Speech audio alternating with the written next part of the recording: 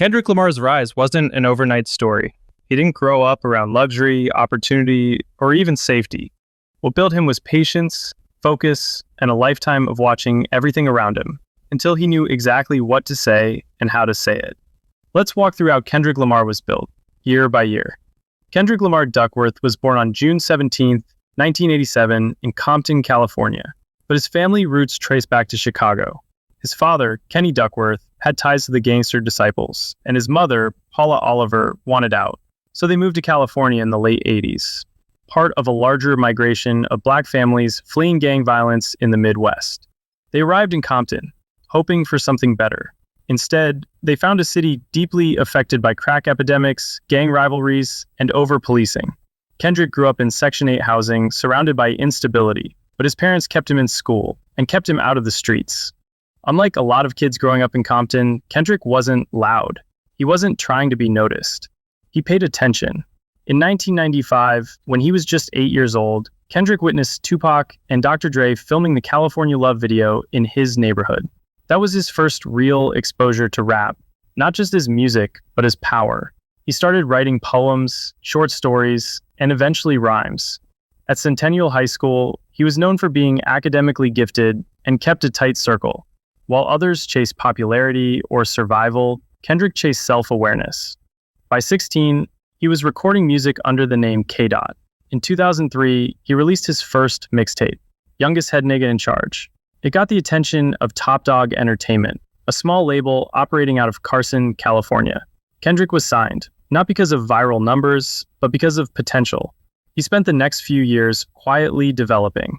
He didn't rush. Instead, he studied Tupac's vulnerability, Nas's storytelling, Jay-Z's business mind, Eminem's technical skill, and Andre 3000's creativity. He was a student of the game, taking notes while others tried to jump ahead. By 2009, Kendrick dropped the K-Dot alias. He wanted to make music under his real name, to reflect the person he was becoming. In 2010, he released Overly Dedicated, which started to gain him attention online. But it was Section 80 in 2011 that fully revealed his direction, a socially conscious concept album exploring Reagan-era consequences, drug addiction, and the struggles of Black America. It wasn't made for radio. It was made for reflection. This project led to cosigns from Dr. Dre and Snoop Dogg, and ultimately earned him a deal with Aftermath and Interscope, a rare move for a rapper with no chart-topping hits. Good Kid, Mad City came out in 2012. It wasn't just an album. It was a day in the life of a teenager trying to survive Compton. It had a narrative arc, characters, phone calls, prayers.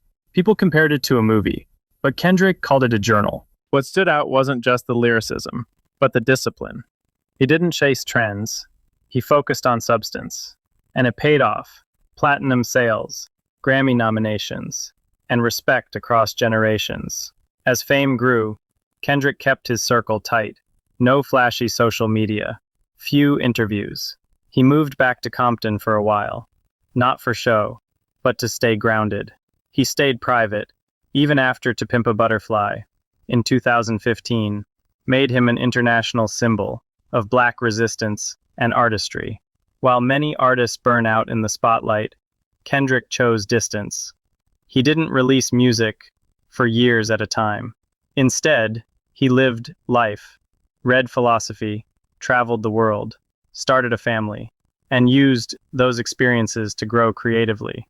In 2017, Damn showed another side, concise, spiritual, and controlled.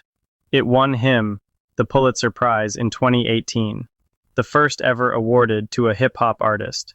Today, Kendrick Lamar stands not just as a rapper, but as a modern-day griot, someone who documents the truth of a people and a time. But none of it came from shortcuts or formulas. It came from patience, study, and self-respect.